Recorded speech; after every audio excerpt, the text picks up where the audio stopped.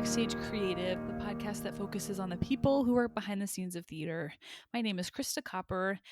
I am a musician who lives in Kansas City and who loves theater. I've played in dozens of productions all over the country, and I have really enjoyed getting to know the people who work behind the scenes, who design the costumes and work in the costume shop and paint and build sets and run the soundboard in the back and play different instruments. It's greatly enriched my life. It's helped me grow as an artist. And I hope that whether this is your first episode or you've listened to all the episodes of the Backstage Creative, this podcast can be beneficial in your life as well. If you could be so kind, I would love it if you would go head on over to Apple Music and leave a rating or a review.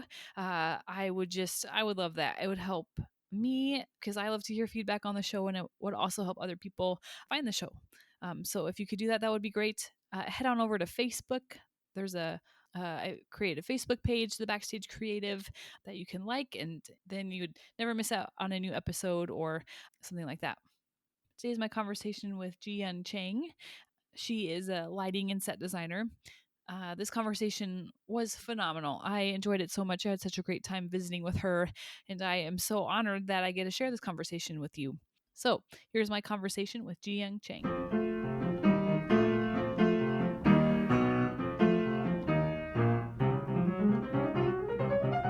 So let's start with your background, where you're from, where you grew up, how you got into theater, and like maybe where you went to school, and just basically how you got to where you are today. So I'm originally from Korea. I grew up there most of my adolescent up to college. I studied physics in college. I had nothing to do with the theater. And then one day I just wanted to, it's like a kind of wake up call. I felt like I need to do something I love to do and feel happy. So I wanted to be an actress. So I was into acting a little bit, and like I sang and danced for like small children's musical company in Korea for a bit, performed maybe for a year or so, and then I finished my school, and then I wanted to really pursue the acting, but it didn't turn out very well in Korea. So I'm like, okay, let's just leave my country. I was not very happy all around. So I wanted to study acting in America. I mean, I could have selected different country if I had no language problem, but it seems like English is the best bet for me. And so I came here. So the New York City is the first city. I mean, it's not the first city, but I applied for school in New York and I studied theater. So, but then like I couldn't really get in acting school right away. So there was a period of time I had to work on acting and monologues and all these things. And my English wasn't that bad. I mean, I think I kind of stopped developing my English skill after maybe 2 years after I arrived here. It's my English is same as about 20 years ago. Um, anyway, so it wasn't good enough for acting school. I was discouraged. So I had to just kind of have a very brief moment for myself, and then planned the future. Like, if you're not acting, what else? What I did to get here is like I taught mathematics and science and English, whatever I could teach for a year. All I did was teaching 6 a.m. to midnight. Oh, And then I made some money to get here. And that was like a really big commitment for me. Like a first commitment I made for myself, that I felt like I did something for myself. And I came here, and a year later, I was discouraged. People told me maybe it's not for you, and your English is not good enough to take any acting course. No one will want you. And I had to like pause and I had to think about what to do next. And So in Korea, what they say is that you pull out a sword. I say this a lot to a lot of people. You pull out a sword to do something magnificent, but the plan didn't go well. Then you don't just put the sword back in your, you have to use it. Hmm. You even have to cut a pumpkin, you know. So Mm-hmm. you have to make the best uses out of your sword. So I was like, okay, if not acting, I have to find something either better or as good as that. I was at the time at Brooklyn College. It has a really great undergraduate and graduate program, especially for me, like a person who didn't know anything about theater. It was a really great place for me to be. So I was like taking theater courses and preparing graduate school at the time. And I had a few Korean friends who were in graduate program working on shows, set designers and costume designers and such. So maybe I can just change my plan to maybe designer. I can be a maybe designer. I can design something. Okay, let me see what I can do. So I started to observe people working backstage, costume designer and set designer, lighting designer, costume designer. And I just to make some notes and see what if I could handle all those things, and is there a new skill that I really need to learn, or am I good enough to start something right away? And one day I walk into a theater. I don't know if they still call it Gershwin Theater, but there was a Gershwin Theater, proscenium, very traditional proscenium theater. It was in the middle of the day. I walked into the theater, but it was like pitch dark, and there was a stage set already done. It was August Wilson's Turner's Come and Gone. And the lighting designer was focusing a light. I didn't know what he was doing, but the moment that I walked in, what I saw is the set in the dark and just the one single blue light and him on stage. I just really thought that it was a real moonlight. And I even looked up to see if there's a hole in the ceiling, although I just totally forgot it was in the middle of the day. And thinking that was real, and that it was just kind of like a moment of realization that if I believe that for real, then maybe I can do that magic. Hmm. So luckily I got into like a lighting internship. I didn't have to pay for tuition. I studied lighting design for 2 years. I mean, like literally I had no idea about anything about design. So it was a great place for me to start. I learned how to draft with the hands, learn how to design lights, and all the discoveries and things that I learned, how to even begin to think about lights. Not even lighting design for the stage, but just think about lights was amazing. That experience was truly remarkable. And then I finished the school, and then I worked for like 4 years as a lighting designer and programmer. I literally like designed as much as I could, like one or two shows every month.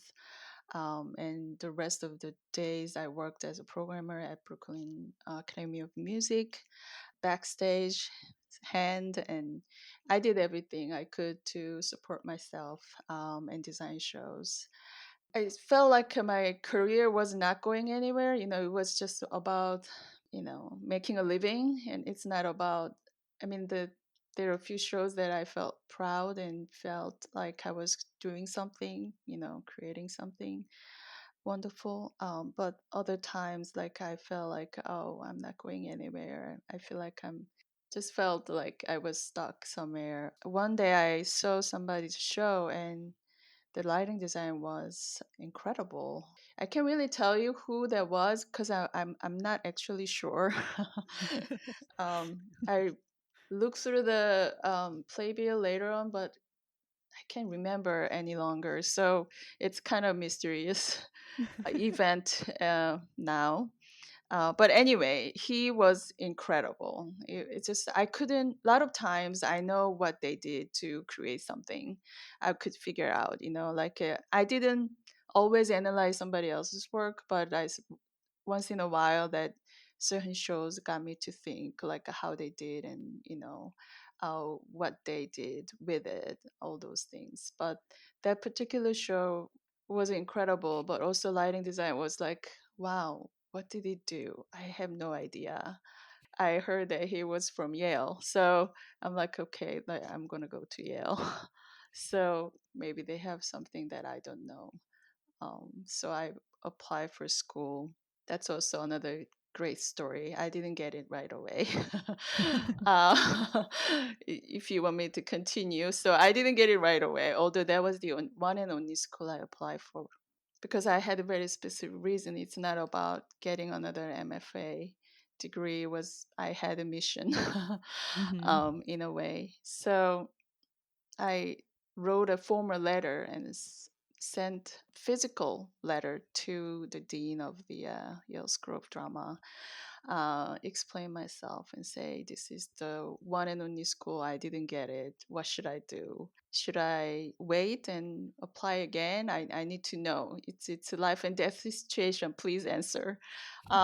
So he was actually surprisingly he emailed me and said, I asked to lighting design faculty about your situation, and Jennifer Tipton, who is very well-known lighting designer faculty, she will give you a response within a week. If she doesn't, let me know. So I was surprised. I didn't actually expect any result of the ridiculous letter, but I actually got a response. And then she emailed me back very kindly, and she said, your portfolio was highly regarded, but you didn't show up for interview. Communication skill in design is very important. So I encourage you to apply again and show up for interview. If you can, to send me the videotape or cassette tape or whatever, or call us. And I need to know if you have a communication skill. So I did, and I got in, and here I am.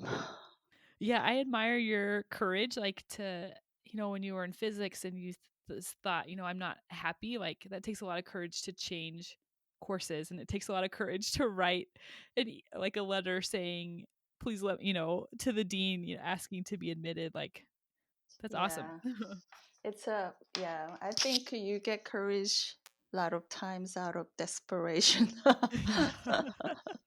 So that was it. I was always desperate. Yeah. How does, having a background in physics, how do you think that helps you do your work in theater?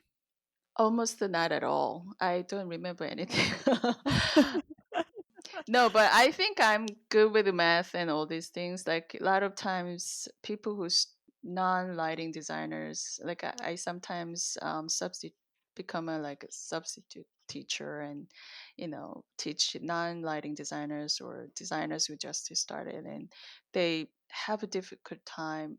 Some of them, not all of them, but some of them have a difficult time kind of envisioning three-dimensional space and what light does in the space and such. And luckily for me, like I had no problem with that. I don't think it's directly to do with the physics background, but I was good with this basic science and mathematics, I guess. So that was a plus. Yeah, I had no problem at the beginning. Mhm. Take us through your process. So someone calls you up and says, "We need a lighting designer. Do you want to work on this project? What are the next steps, and how do you get to opening night?" I mean, I read the script, but a lot of times reading script, the words really don't deliver a lot to me. Now it's getting better. I feel like I get a lot more information from script. But what I used to do a lot more, especially when I was in New York and was single, I had just always a lot of time to kill. What I used to do a lot more is that I was just sitting in the rehearsal. Some directors are very verbal and they know how to express what they want with the lights, what lights should do during the scene, this scene, and act one and two, throughout the play. And not a lot of directors are like that. And also, don't there are directors I worked with who don't want to even talk about lights at all.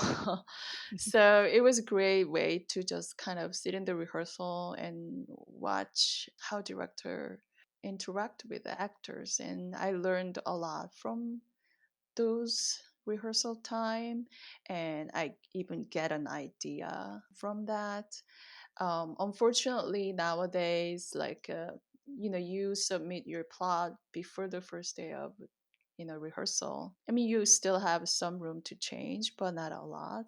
But when I was much younger and working with the smaller theaters, I had more chance to develop an ideas throughout the rehearsal.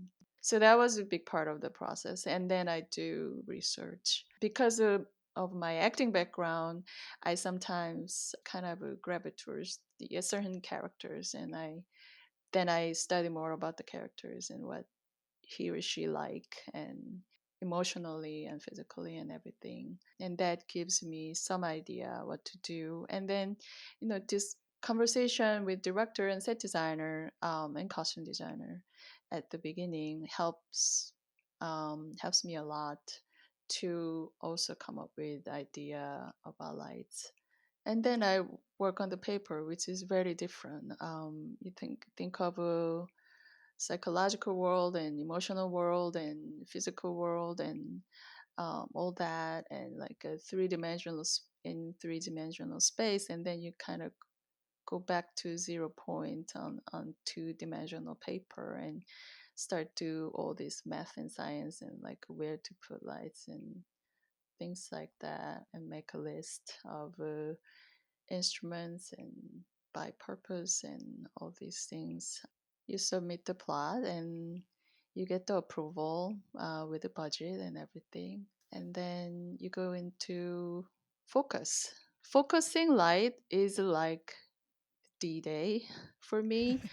Everything is very raggedy and like crazy, and like I'm very nervous and not sure of anything. If I did right, if the list is perfect or not, if I have a room to change, if if I thought of everything, I get really really nervous. And then once focusing happens and done with it, then I feel like I'm really okay. And then of course, like first day of tech is quite difficult, and it's always the hardest part of tech because we talk about so many things ahead of time, and maybe too ahead of time, and you don't remember sometimes like what was that, and you come to the space with everything. A lot of times what's not only thing that is not ready is lights and part of sound. I mean, like a lot of sound designers that I know, they prepare ahead of time, so you can even get a taste of a lot of things ahead of time. But the light is different. Lights, like, it's not even real light if it's empty stage. It's not even real light if there's no costumes on, on actors. If it doesn't even look right, if the sound is not happening when sound's supposed to happen, and sound still probably works the same way, like maybe sound doesn't sound right when the light doesn't happen. So lighting is tricky because also you are dealing with like 4 to 5 days, if you're lucky, 1 week of tech.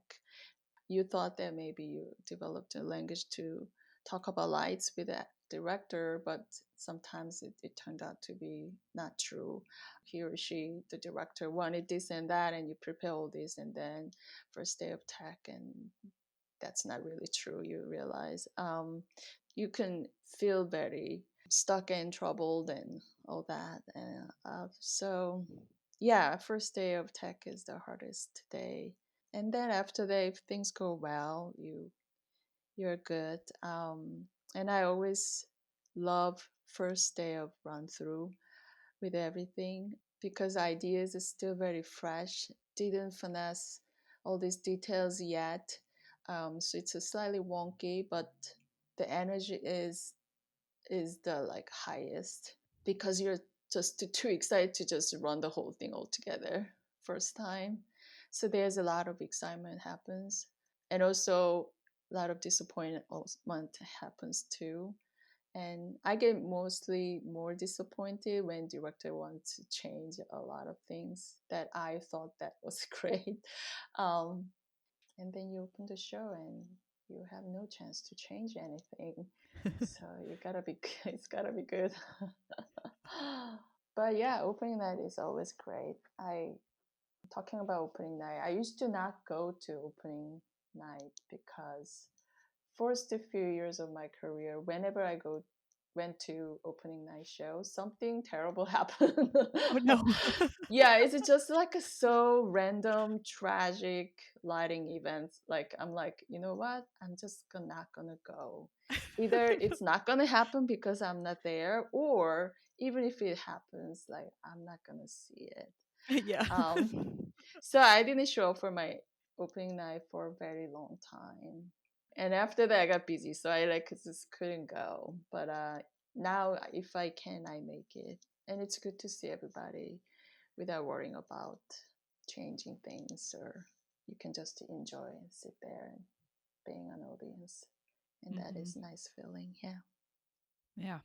How do you handle stress? Like when you're in that first rehearsal on tech week and you're kind of stressed out or anxious. How do you handle those stressful moments in the design process?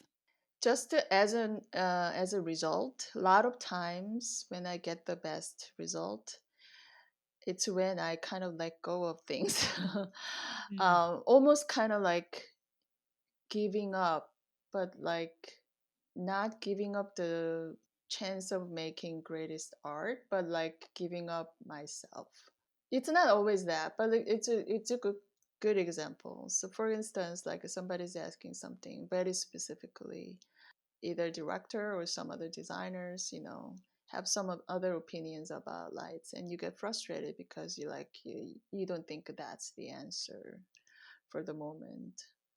But when I just kind of like let go of things, okay, why not take a look at it? It would only take me a minute to change. There's a good chance I can prove them wrong too. and and good chance like that might give me a other idea. When I was much younger, like I got frustrated and I like walked away from it. Like I mean, it rarely happened, but that happened before, just to kind of cool down, recoup from the bad energy. Mhm. But now I feel like I think I'm more mellow now, and I feel the pressure and I feel like I need to do something incredible, but at the same time, I'll take any opinions, and I'm like, okay, let's try this. How about this? And let's try that. How about that? And although that I feel like it's a sucky idea and or like doesn't make any sense, it always kind of leads those attempts. It leads me to a better solution or better help the scene. When I kind of give in myself, I feel like I get less stressful. And sometimes I would do something totally ridiculous, and that helped me a lot too. Like try something totally ridiculous. Like once I did. That was when I was at Yale, working on a thesis project. It was wonderful performance. I loved it so much. But there was like a one moment at the very beginning, like we couldn't quite figure out what it was, and like the director was asking me like A to Z different things, and one of the ideas like seemed like, no, I don't think I want to do that. But I kind of did it, but in a like a really ridiculous way. And she said finally, okay, let's not do it. And then we kind of moved on. We kind of like didn't really like solve the problem, but we kind of moved on, like just to kind of like say, okay, we can come back to it. Let's just come back to it. Like once we see the whole run through, like I said, the first run through is the best, not just because of the energy and everything, but like also you can see your whole idea, and like you can see the like a beginning first half is terrible, but then like a second half you can see there's certain languages developed, you know. When that ridiculous thing happened, everybody hates what I did, and everybody could say, you know what, this is terrible, but let's move on into something. Let's just go forward, and then we can come in and take a look at it again. That's good, you know. Even if you didn't solve the problem, you pressures off, and you don't want to. You don't have to think about it, you know, now. Then and you at least to gain some time to think about it. So yeah. There's like humility in that process Hmm. of trying other people's opinions, or, kind of letting go, not holding so tightly to your design, Hmm. that you're not willing to adapt it or change it. Right. Yeah. And like if you can really get through the piece as quickly as you can, not always the best thing to do, but like just to get to see the run through sooner than later, you have so much more opportunity to change. So it's another experience at Yale. I worked on a thesis project. It's for a thesis project is for the graduating directors. This show was like a 4 hour show, and to take the first 2 hours, it took us a week, almost a week. We finished half of the show. I mean, it looked great, but I felt, and the director felt, like we kind of opened the conversation pretty much at the same time, and we said, "Hey, I think we did wrong. This is not right." So I said, "Okay." I felt the same. That's what I was going to say exactly. Let's do this over again, but let's not go back since we don't have a time, but work on the second half. And trust me, I'll fix it. So I did that. But like, without running through the whole sequence, sometimes you cannot have that kind of conversation. And then, you know, sometimes it's too late to make some changes, if you have that opportunity. I love seeing the run through sooner than later, to have that awakening moment. Mm-hmm. Do you have any routines in your life that help you stay healthy, either emotionally, mentally, or physically? This pandemic situation got me into a lot of thoughts. So I can say what I used to do before and after. So what I used to do, because now I live in New Haven, further away from New York, I when I have a show in New York, which is most of cases in my career at that moment before pandemic, I would commute, like that's a 2 hour one way, so coming back 4 hours altogether, and subway, walking, all this, like a 5 hours commute every day, and tech 10 out of 12, and notes time. I mean, that's a lot of time. I rarely slept. Still, I couldn't go to sleep when I came back home, like at 2, 3 in the morning. And what I used to do is I will make a ramen noodle. It's my comfort food, Uh-huh. and that reminds me of my country and my home and my family. It's just nothing can replace that. The Mm-hmm. ramen noodle in the morning, like all in the morning when everybody's in sleep. And I used to have ramen noodle literally like every night. And that really helped me to kind of like ease my nerve and everything. My child, who is 6 years old, she got a like little Korean doll when I was, I think, working in either California. She went to some Asian museum with her dad, and she named the doll Ramen. Oh. Because I ate ramen all the time.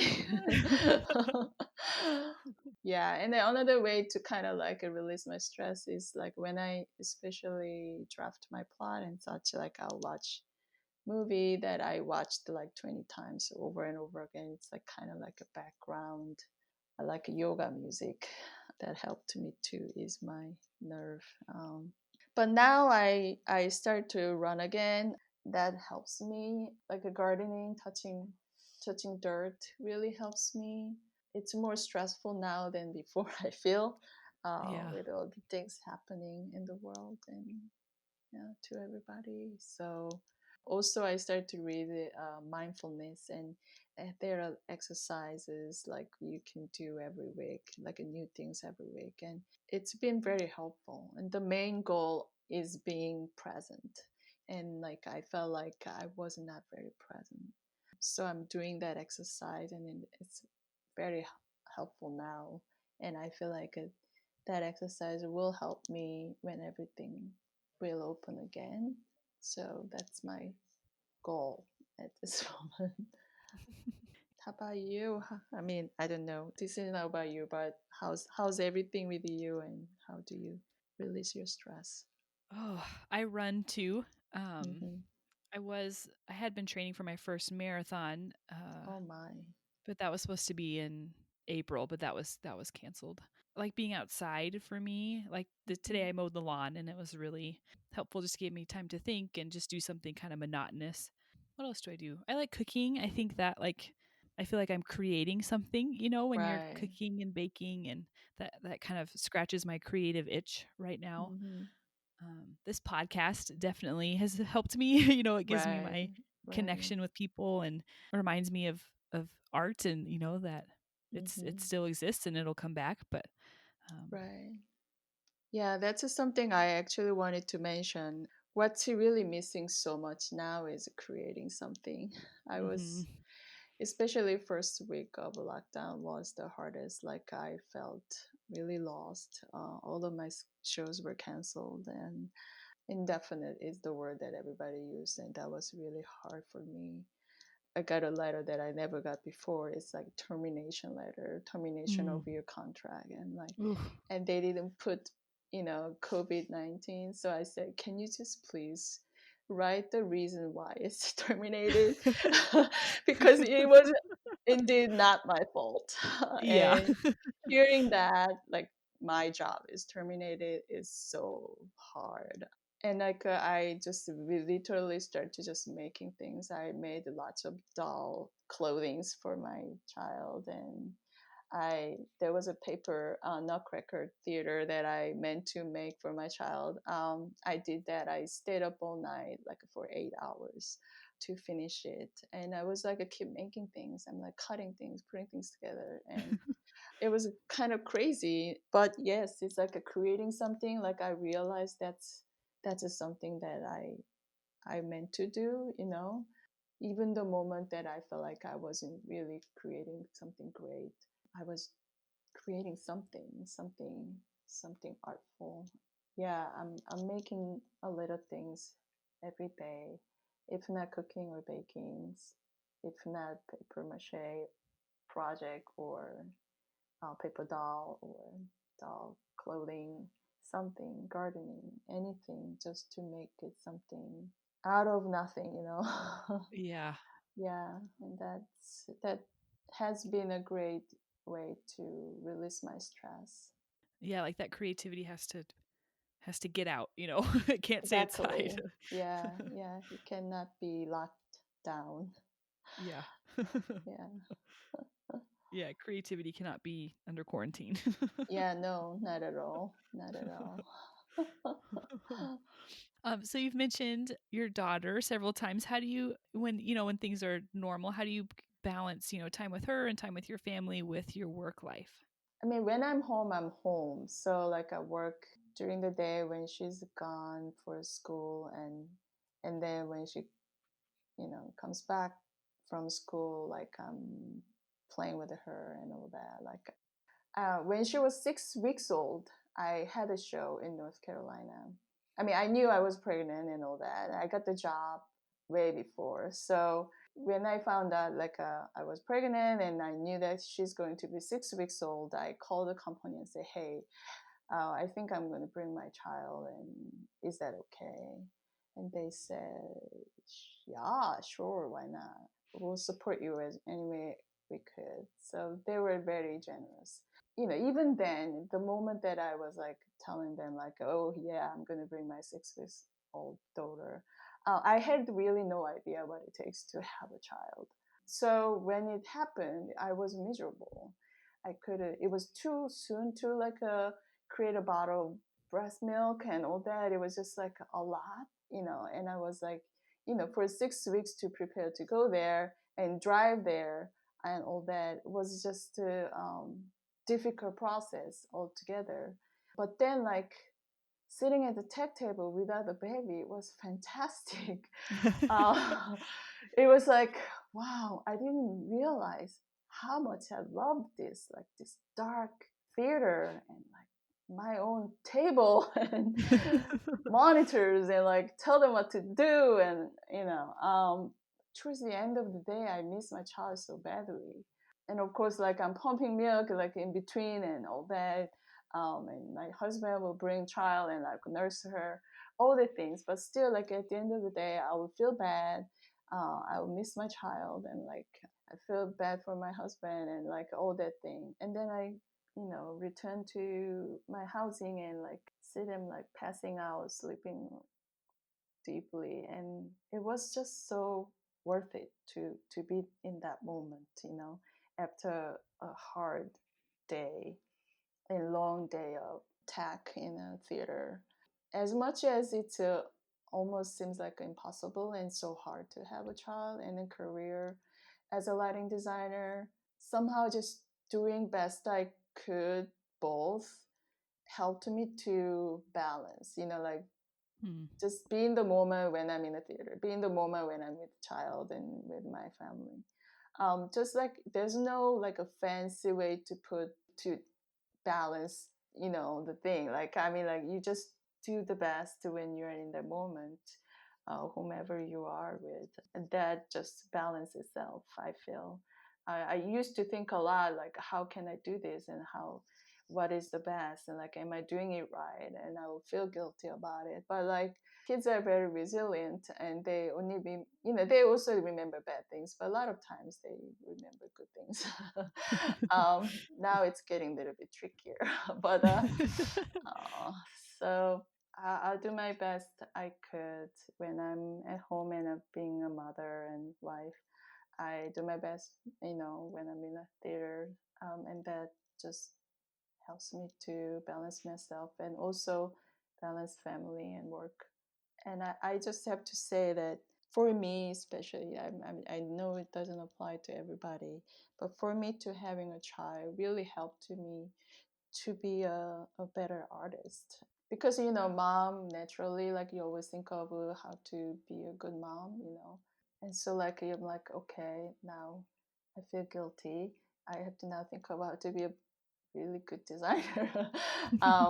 And also like a kids amazes you with a lot of things, how they start walking and like talking and all these things. Like you start to appreciate all these little details, and that helps me to be a good artist in general. Just appreciating all these little details and how realizing how important these little details in your life. That helps me to see things better and hear things better. I feel, and I feel like my work has been better since then, one way or the other. Probably not all the cases, but um, Yeah, I love that so much. I think sometimes, there's kind of the impression of you can either have a career or be a parent, right? And um, right. I love that you mentioned guilt because I think I don't have kids, but my sister Hmm. does, and I have friends who have kids, and just hearing them talk about mom guilt and all of that. But I love just the attitude of, okay, I'm doing my best. I'm doing my Right. best in this situation, and I'm doing my best in the moment, and that's enough. Right. Yeah, that's enough. Being in the moment and do the best you can with what you have is it's really enough. I think we give ourselves too much pressure. We are very hard on ourselves, especially artists. Constantly it have this constant pressure that we have to create the greatest art. And when you're very honest with your work and really trying to be better every time you work on new things, and I think that gets you somewhere that is still wonderful, even if it's not the greatest ever. I have to say that is a lot of times okay. That's Hmm. enough. Yeah, that's so powerful. That's enough. It's enough. Yeah. Switching gears a little bit, let's talk about like relationships within the design team. How do you keep good communication open? How do you keep a good working relationship with all of the designers and the director that you have to work with? I'm quite open. I'm trying to be a good listener, And the way I learned how to become a designer, the majority of the best running learning that I achieved is really to be open and be a good listener. And you're not just a lighting designer. You're not just a set designer or costume designer or sound designer or choreographer. You are a designer. You are working on a project with everybody, and I think you need to have a very good dramaturgical sense to approach the piece, and that really helps to communicate with the other designers. I like talking about just the piece, not exact subject of the design elements, and I do enjoy that a lot. And like I because I am open to receive any kind of ideas about lights, I feel like that helps other designers to be a little bit open, and to hear what I have to say about space. And of course, I approach those subjects more carefully than talking about lights, because obviously it's their territory. But I think having to have a more open attitude helps them to be also open, and that keeps creative cradle more exciting. And I think that excitement always helps to keep the good relationship with other designers, and always being more attentive, like with all the issues, all the little details. Like I think being attentive is also very important. Like you always kind of like being a good responser, like you always respond to all these little issues more carefully. That also helps. They know that I do care about their issues, and problems and thoughts and ideas. That also helps me to have a good relationship with other designers. Yeah, I think that's basically it a lot of times. Yeah, I'm sure it can be tricky when you have, several people in the room who maybe are, have differing opinions or different view on things, to keep, to get everyone on the same page and be respectful. But yeah, if that openness, I'm sure, is really, really helpful to keep people from getting defensive and Yeah, yeah. I think that relationship is very important. Yeah, and the trust, develop a trust is important, and that is really a key to the key to a good work, teamwork. And when you work with certain people several times, then you know what they are like, and that it gets easier, so the conversation is easier, and more acceptable, even if like certain things that you probably don't want to hear, but now it's okay because I know you. yeah. Yeah, so the trust, the developing trust, and developing a similar language to talk about things is also very important to keep the relationship healthy, and productive. hmm Gian, this has been such a good conversation. I have one final question. I like to, as my last question, I like to ask people advice to young people who want to do what you do. So, advice to young lighting designers who want to be professional. Right after I graduated from Yale, I went back to Yale to design a few shows. And whenever I went back, I would go visit first year studio and talk to people and borrow somebody's desk to work. There was a set designer who used to ask me exact same question twice in a row. And the question was, what is the word out there? And I could tell that he was afraid of his future. He's not sure if he could make it. He's not sure how he could start. I'm sure there's a full of doubt in himself. I decided to give myself 5 years And when I see a little light at the end of the tunnel, I'll give myself another 5 years. This career requires a lot of patience all around. We sometimes have to wait for the right work to come to really show the best of ourselves.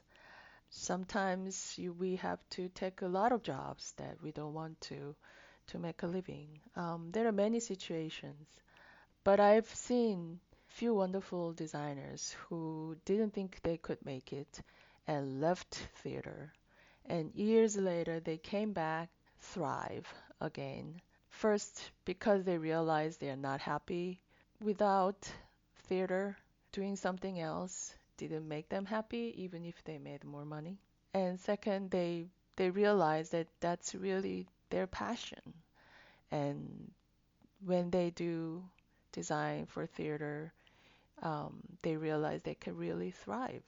If you know this is your passion and this is what you're good at, and this is the only thing that makes you happy, then you need to learn to be patient and also learn to find another creative source to make your creative desire to feel fulfilled when you have to just wait.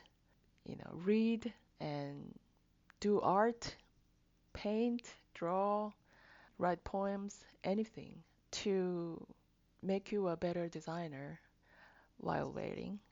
And when the time comes, you show the best of you. Use all the resource that you collected to express the best for the show. And when the opportunity comes, design. Just design and just express all you have. Use all you have. And until then, learn to be patient. Learn to wait. At someday it will get paid off and you'll be glad that you waited patiently. And you will see the light at the end of the tunnel.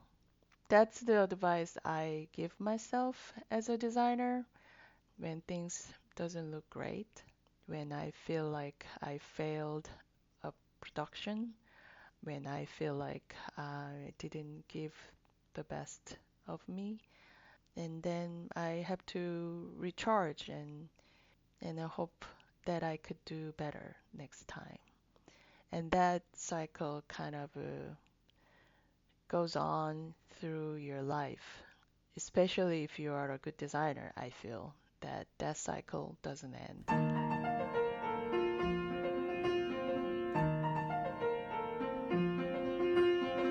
The music for the backstage creative was improvised and performed by Ian Leroy, and the logo was designed by Zach Rimbold.